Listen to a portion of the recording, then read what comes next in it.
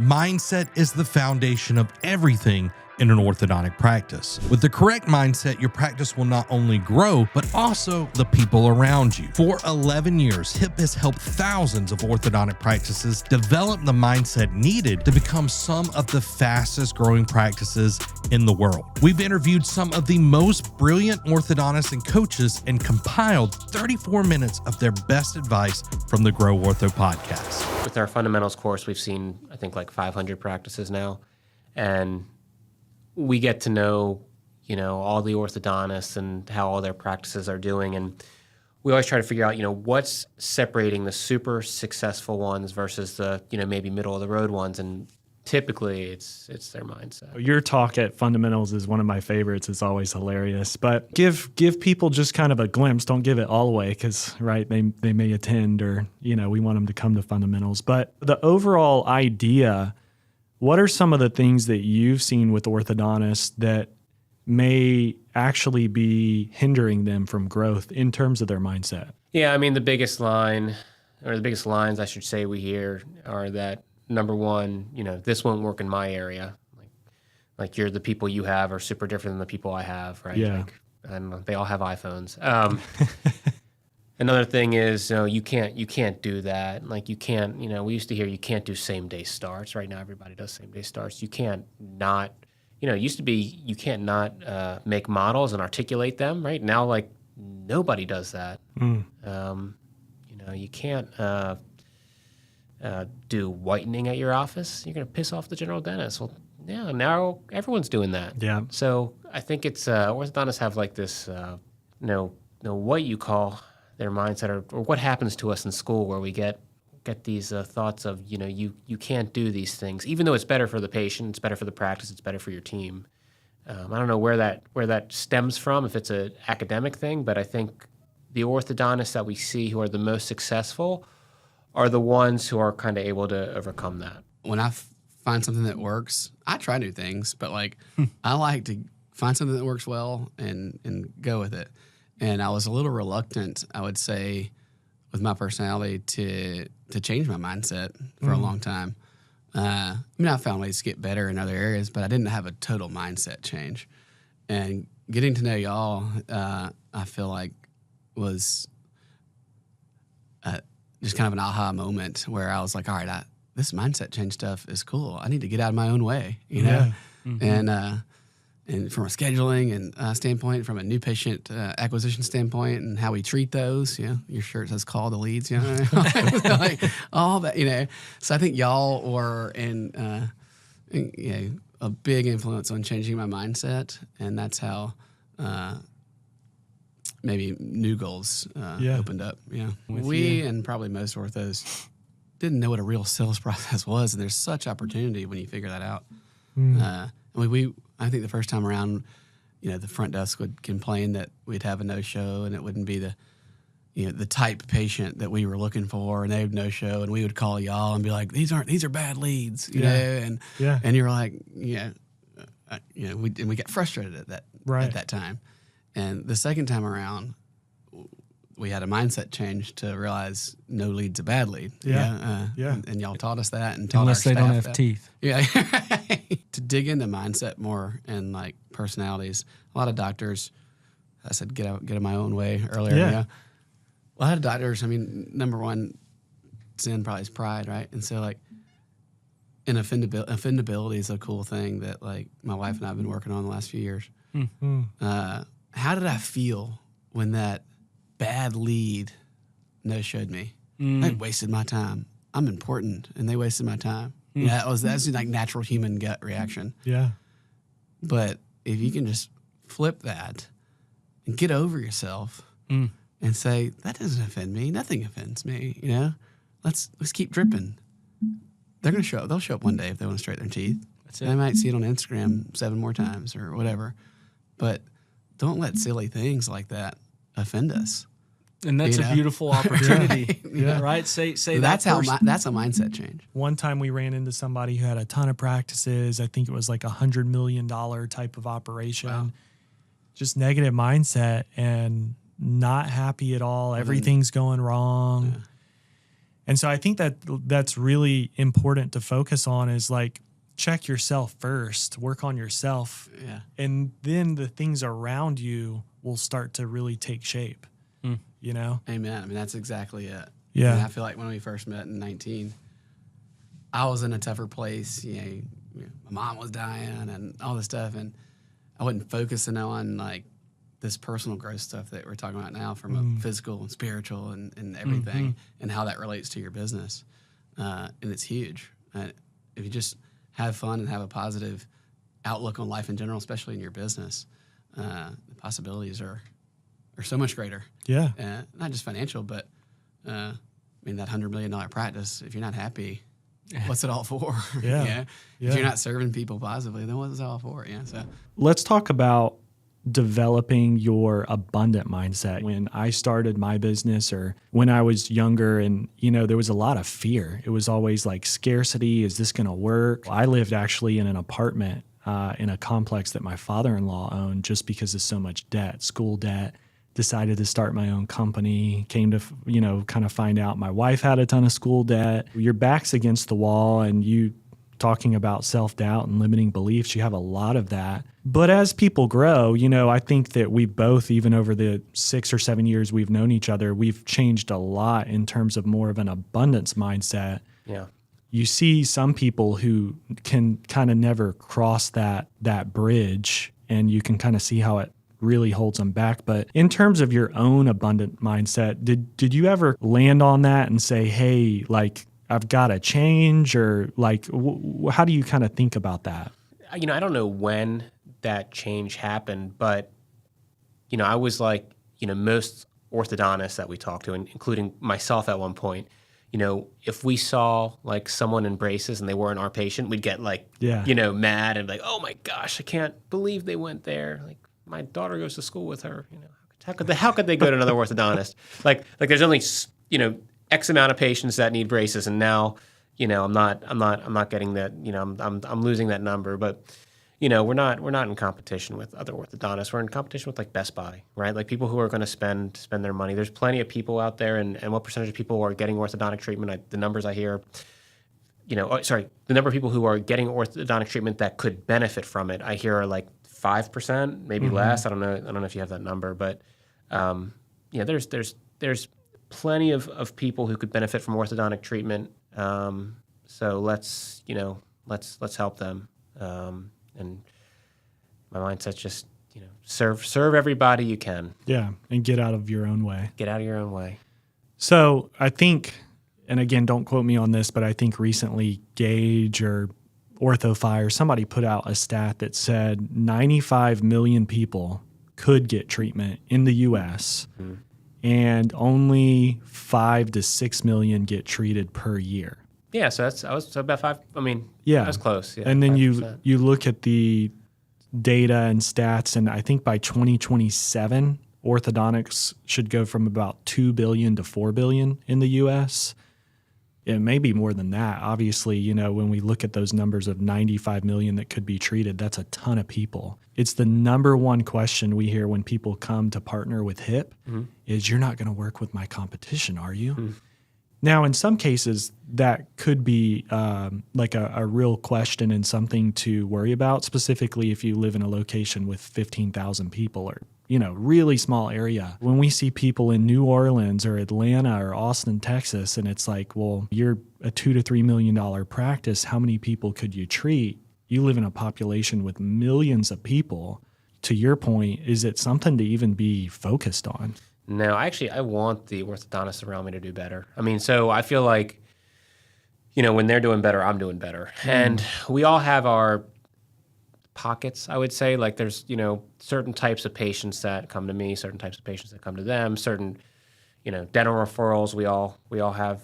But typically the better they're doing, the better I'm doing. And also the better they're doing, the less likely they're going to mess with me. Yeah. So I want them to do well. What are some ways that you think orthodontists should invest in themselves if they do want to grow faster and easier? Well, I think investing in their team is probably the best thing they can do. Like when we were, starting out, I brought my team to all the meetings, right? Like, and people would say to me, "Oh my gosh, like you're gonna make this investment in your team. Like, what if they leave next week?" I'm like, "Well, what if they don't? If they don't leave, I need to make sure that they're getting better." So.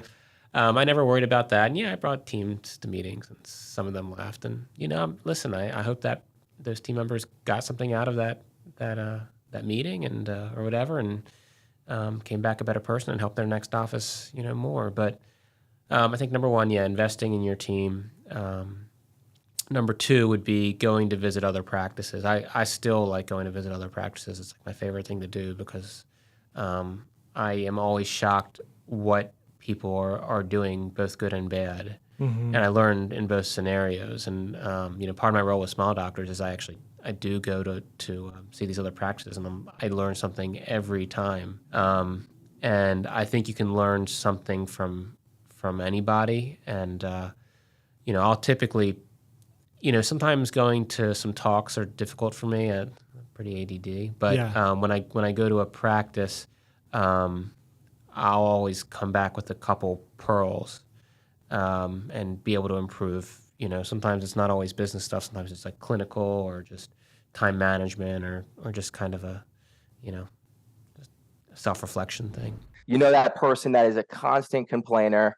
Nothing is ever good enough. Nothing they goes their way, right? They're full of excuses. They either know it all or it's just, they have bad luck. And they have nothing good to say about anyone else or any situation. And they're always seeing the glass half empty, right? So, by a show of hands, how many people know someone in their life or encounter people like that in their life, right? Right, a lot. And unfortunately, sometimes it's your friends that you grow up with. Sometimes, and you go down different paths, and your mindsets just change, and you love them. And a lot of times, it's also family. And even with family, you're going to have to see some of these people on holidays, and you dread seeing them, right? You got to be mentally prepared. These people in two different categories. There's the battery drainers and the battery chargers, right? And the battery drainers, they just suck the life out of you, right?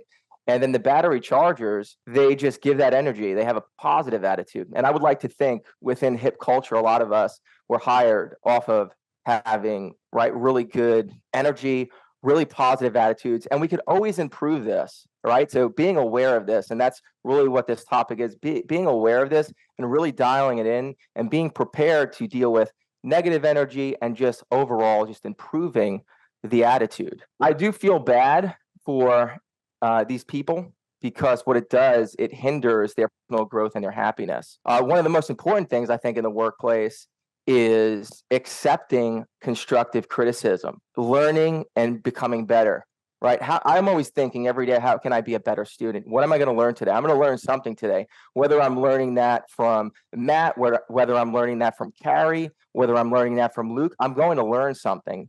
And I think that built in your attitude of what can I learn today is really going to do wonders in your growth and within your career. Listen, constructive criticism could be a tough pill to swallow.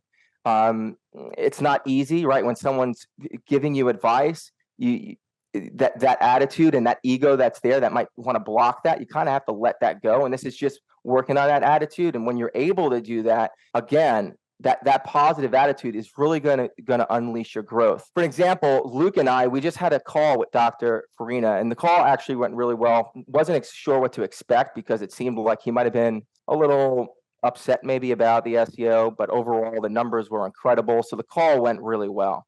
But let's say during that call, after it, Luke pulled me to the side and said, "Hey, James, by the way, the call went good, but, I think that you should position this way.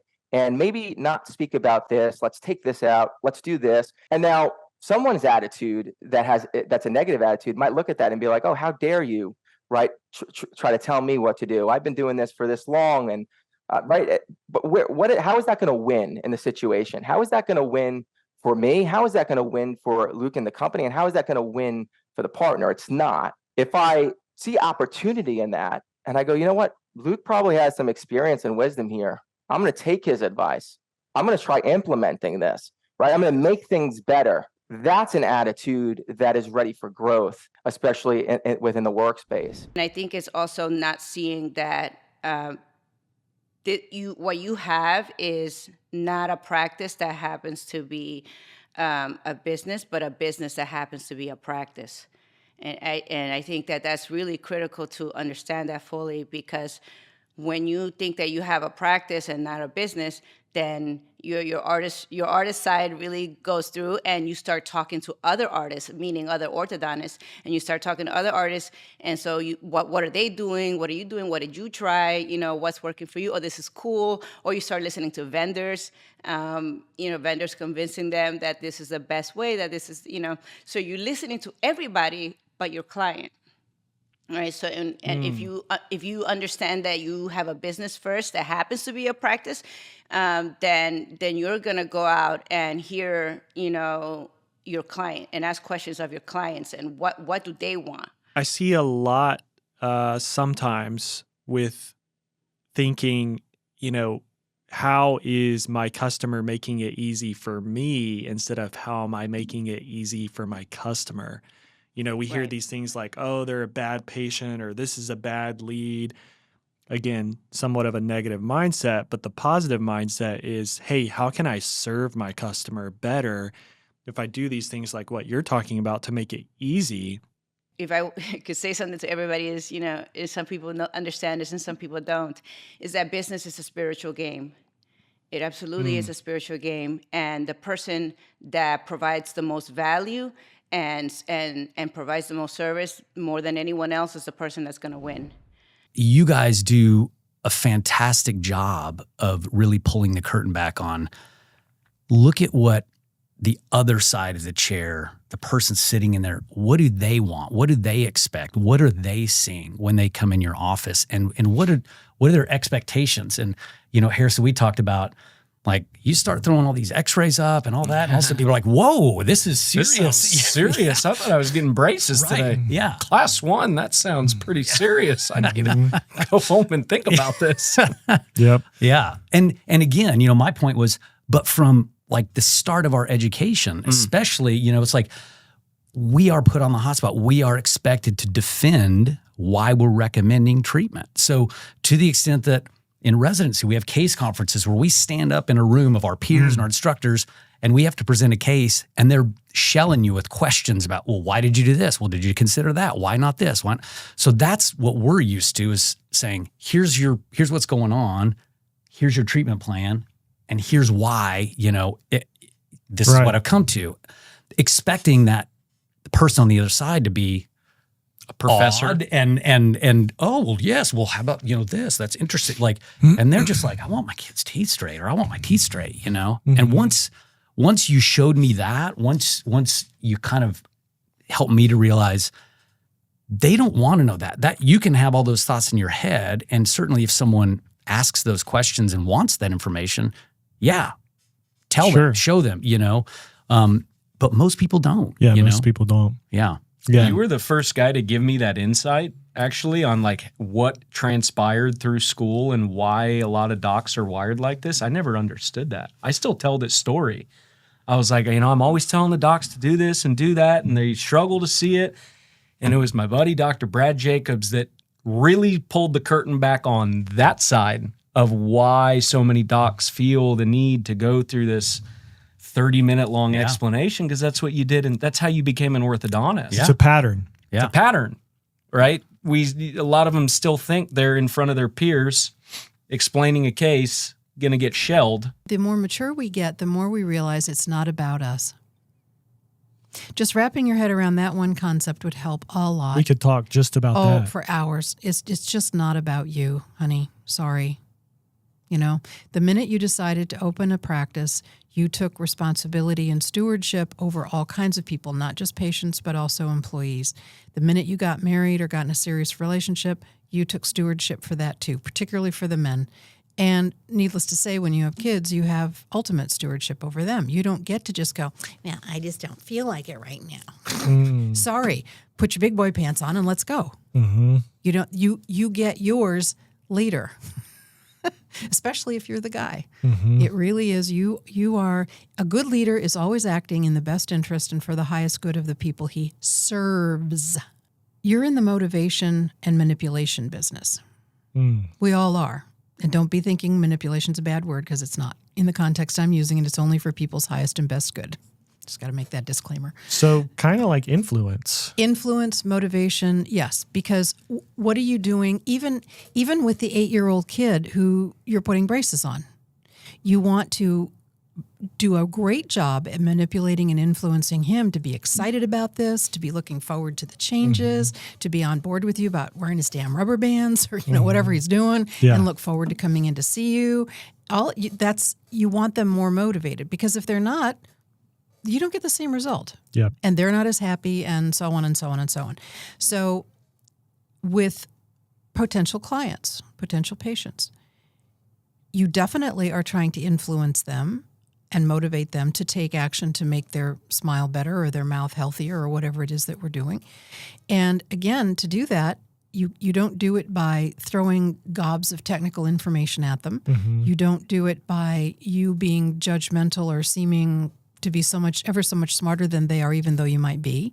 You do that by syncing up with them and understanding, taking in, and feeling truly what they need and want, because it's your job to satisfy them. It's not the other way around. So how do we get better? It comes down to continuous learning. Most of you know I'm a big fan of Tony Robbins, and Tony Robbins has an acronym called CANI, and it stands for constant and never-ending improvement. Maybe you guys have heard of this guy, Abraham Lincoln. Hopefully you guys know who he is. He said, if I was going to spend the time to chop down a tree, I'd spend 4 hours sharpening the axe and 1 hour actually chopping down the tree. A thought for you guys to ponder on is, where are you spending your time right now? Because that 8 to 5 that we work in work hours, that 8 to 5 is not when we're sharpening the axe. The 8 to 5 is when we're hacking away at the tree. We just have a hard day, tough partners. The axe is going to be dull by 5 p.m. If we want to maximize our full potential, it's not about the focused time of 8 to 5. It's what are you doing on your own time, before work, after work, to sharpen the axe. And you can read the books and have the conversations and listen to the podcasts. Ideas are worthless if we don't actually put it to action. How do you step up your game? And really, this is your inner game. I've said this on a couple calls, so some of you may have heard it, but there's multiple people who have said this. I think John Maxwell was the first time I heard it. I think Mike Tyson, I heard it a week ago listening to one of his videos, and they talk about how there's 2 sides to every single person. Doesn't mean we're bipolar. But maybe you can relate with this, where the alarm clock goes off at 5 a.m. You got to get up and you say, I'm not going to go work out or go on this run or do whatever it was. I'm just going to sleep in, snooze, or alarm clock off. I've done it. Matt, Harrison, I think we've all done it in the past year, a handful of times. But if we're looking at averages, it's 5%, 95% of the time we jump up. John Maxwell says, hey, there's always that voice on my shoulder telling me, you don't need to write another book. You already have like 50 bestsellers. Why write another book? And then we've probably heard this phrase. It's a popular marketable phrase, but wake up warrior. We have to wake up that warrior inside of us. And it's a decision just about at every waking moment. I think we have to be really honest with ourselves. We can be delusional and we can tell ourselves lies because we don't actually want to be honest and take inventory, because if we're honest, then we have to face it. Then we have to try and overcome it, work on it, and grow. And sometimes we just don't want to do that. The unexamined life is not worth living. We constantly, I don't know about you guys, but I'm constantly thinking, how can I get better? How can I improve? Where did I fail? I mean, I've gotten up on stage in front of people and failed. Many people would never speak again publicly, but then I talk to other people who are some of the most powerful, best public speakers in the world. And they're like, hey, same thing happened to me. I talked to a pastor who I think is, one of the best public speakers. And he said, hey, I had to call and cancel an event because I was so sick from thinking about getting up in front of people that I couldn't leave my house. I was puking. It was terrible. And so you have to be honest with yourself and say, here's where I'm at, but here's where I want to be. And how am I going to get there? One thought is the self-reflection part. And again, I'm kind of challenging you to take some internal perspective here. So think about a day that maybe you had just an awful day at work. Maybe you made a bunch of mistakes. Maybe the partner freaked out on you. Maybe another team member got upset with you, etc. My question on self-reflection is, okay, we have this bad day. We made a mistake. Somebody got annoyed or pissed off. What do you do at that moment? 5 o'clock hits. What do you do? 5 o'clock hits. I sit on the couch, have a glass of wine, and zone out on Netflix and sweep it under the rug and hope and pray tomorrow's a better one. Or do you take a little bit of time and think back from that and reflect on that? What did I really do wrong? Am I taking this personally, or did I make a mistake? What can I learn from this? How can I be better? Or again, do we, 5 o'clock hits, that was an awful day. We'll hope tomorrow's better. We've talked about all of these things, from investing in yourself and maybe spending some time outside of work and reading, or having self-reflection, or dancing with criticism differently, all of these different things. But none of these things are going to take effect. None of these things you will follow through with if you don't have this one thing. And it's desire. Guys, I can teach how to navigate a tough conversation. People here can teach how to buy media better. People can teach how to use ClickUp better, whatever the case may be. But none of these things are relevant if you don't have the desire to get better. I tell this to doctors on sales calls, guys. I can teach you this and that and this and that. But what I can't teach you is desire. Do you really want to grow? Or does it just sound good because you can't come to fruit? You can't actually get the words out of your mouth and say, no, I want to say stuff. But when it's time to put the ink to paper, when it's time to put the rubber on the road, this is where desire shows up, or it's lacking. And I can't teach that. Luke can't teach that. Nobody here can teach that. And if we don't have the burning desire, the status quo is only going to last so long. How do you make an impact on someone else if you can't impact and grow yourself?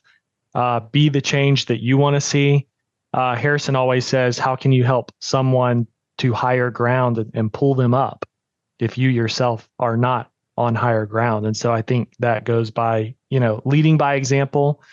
It's hard to ask other people to do what and really show up. Like, how could Michael Jordan ask people, hey, you need to show up and bring your A game, if he wasn't, and he was challenging people, but it's like, hey, he's the GOAT for a reason, and that creates a ripple effect. Look how that brought people like Dennis Rodman, Steve Kerr, these other players up to that A level, that champion level. When they went to other teams, even Michael Jordan, they could not replicate what the Bulls had. Right. And so by themselves, they were okay. They were good, but they weren't championship level. And so I think we got to work on ourselves, but then we attract that as well. And it's kind of like, show me your friends and I'll show you your future. And I think orthodontists are the same as most. The only difference is that there's a pretty high barrier to entry, right? So like everyone that is an orthodontist is very, very smart and has been very successful in their career. I was listening to one of your guys' podcasts on the way in this morning, and I was thinking, the one thing that all orthodontists have in common is that they all know it all the day they graduate residency, right? We all have that in common. So we all think we have it all figured out. And when we get into residency, out of residency, and I was as guilty or more than anyone of thinking I had it all figured out, right? What I think this separates the people who become truly successful and not is if they and how quickly they realize that they actually know nothing, right? And they have tons to learn, right? So Adam Whitty, who's the CEO of Advantage Media Forbes Books, he says you're either a know-it-all or a learn-it-all. And the people that I see that are successful are all learn-it-alls, right? And so they're constantly trying to get better and surround themselves with people that are better and learn from them. And so that's really the biggest thing that I see. We all think we know it all when we're done with residency, but a lot of us continue to think that way.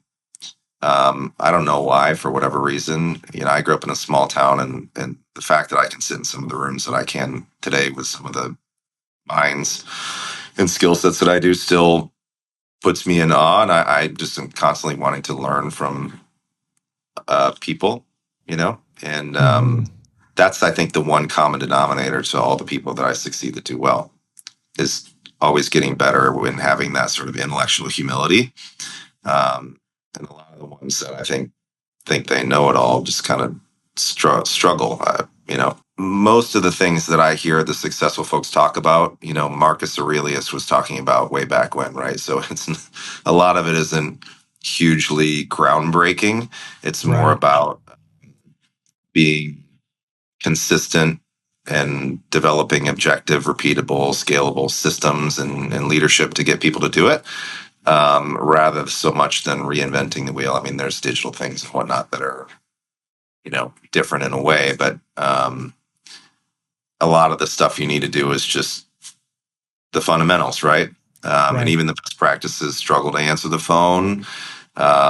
They struggle with getting their patients to show up for their appointments, you know, booking the amount of people with appointments that should have the appointments, et cetera, converting the patients that come in. So we focus a lot on that, the fundamental stuff. Control what you can control. You know, if the economy goes down and your practice dips, just make sure it only dips the amount that the economy truly dictates and not because you're not doing the things that you need to be doing, right?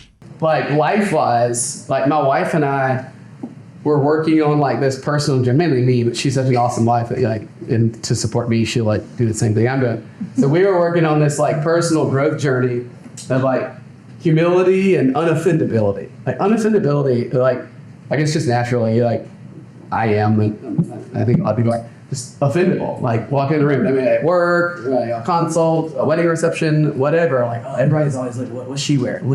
How's she dressed? You know, like everybody's just like worried about that stuff. So we are working on humility and unoffendability, and the timing of that when we like met HIP again was perfect because it put us in the lines that allowed us to do the mindset to kind of see what HIP was giving us. Everyone always assumes, well, if you see more patients than me or your practice is bigger than me, then you must be sacrificing quality, and it's complete BS. It may be that the way you got there is cutting corners, but that's not the only way, and that's not the way that you should take.